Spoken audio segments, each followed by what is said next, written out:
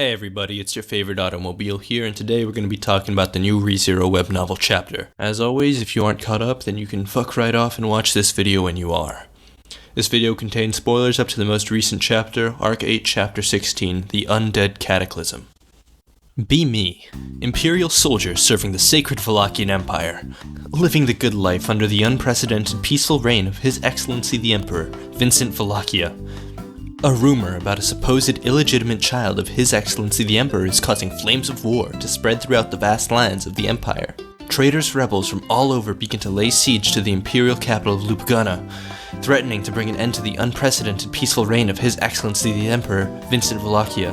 Suddenly during the battle, undead troops and the Cloud Dragon begin to rampage and cause major damage to the northern reservoir of the imperial capital. It is my duty as an Imperial soldier to help the citizens and His Excellency the Emperor, Vincent Wallachia, escape, as it is critical we maintain the unprecedented peaceful reign of His Excellency the Emperor, Vincent Wallachia.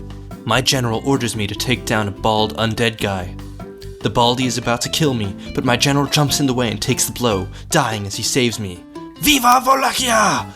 I immediately slam my sword down onto the undead guy's head and kill the bald fucker, serving my duty in protecting the peaceful reign of His Excellency the Emperor, Vincent Wallachia. I take my general's sword and replace my broken one, and look around, searching for the next enemy. Fuck! The next undead enters my vision, has the same equipment and face as the general that just protected me and died. The general's corpse is lying next to me and I'm still gripping his sword. The same general is standing in front of me with a pale face and golden irises. Fuck!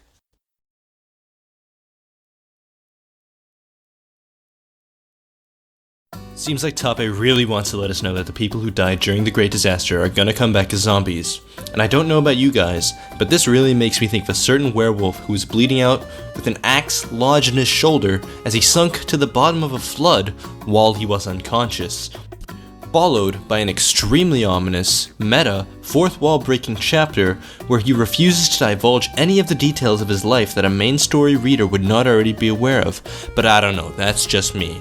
The guy who he keeps trying to hammer in as being dead, coming back as a zombie, when people expect him to come back alive, such as, his brother and his fiancée. I think it might be a setup for some interesting storytelling, I don't know. Anyway, the way that the undead just spawn in while the original corpse still persists is almost similar to some sort of duplication magic. And if we go right here and check out our handy obscure Q&A sources from a decade ago, we can find that duplication magic is actually an Earth attribute spell.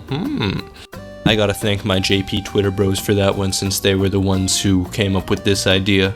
Regardless, everything about this form of resurrection screams Earth magic and points towards it being affiliated with the Great Spirit Muspel, who, may I remind you, is in the Gyrahul Tropics, very close to Garcar. Moving on, Julius walked in there like an absolute giga-chad, and he confuses everybody by just refusing to elaborate after saying he meant Vincent before. We learn that Anastasia is serving as an emissary for the Kararagi League of Cities because Sphinx was fucking around in Kararagi for shits and giggles, pulling a Pride, Prejudice, and Zombies over in a Kararagi town of around 2,000 people. If you're confused about that last sentence, please go read the side story Pride, Prejudice, and Zombies. It's about Al, Priscilla, and zombies. It's pretty good.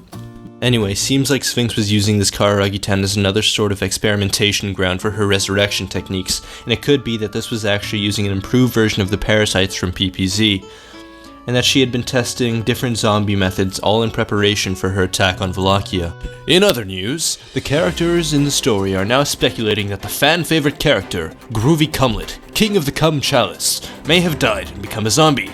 Everybody's favorite little furry rat creature who plays with enchanted toys could become a fearsome enemy for our main cast, as he is able to use that little tiny nose of his and sniff anyone from across the entirety of Wallachia. Of course, it's hard to imagine that Groovy himself would have actually died, so it could still be that he remains alive.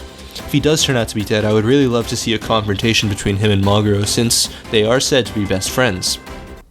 So now we got Kararagi, Lagunica, and Wallachia all united to fight against their yet unknown enemy, which we do know is Sphinx. and Subaru settles his resolve to fight and defeat this enemy. But since he's a stupid little fucker, he doesn't even know that Cecilis Segment, the goat, has already killed her motherfucking ass. That's right, baby! Sphinx is dead! Kick the bucket! Sleeping with the fishes! 6 feet under! Alright. Sorry. Let's take a step back. Clearly, Sphinx isn't really dead.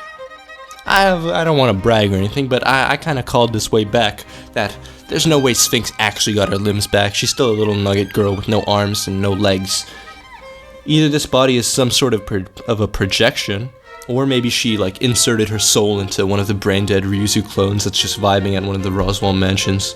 Either way, Sphinx is probably still in Leap's basement, sitting on a rat throne, baby! Rat throne! Soon we gonna get the rat mech, rat limbs, rat throne. The rats are coming, it's Ratatouille up in this bitch, baby! Ratatouille, queen of the undead, controls everybody's favorite little furry zombie cumlet, baby! Arcade is here, and Tape's pulling out Peak Fiction, let's fucking go!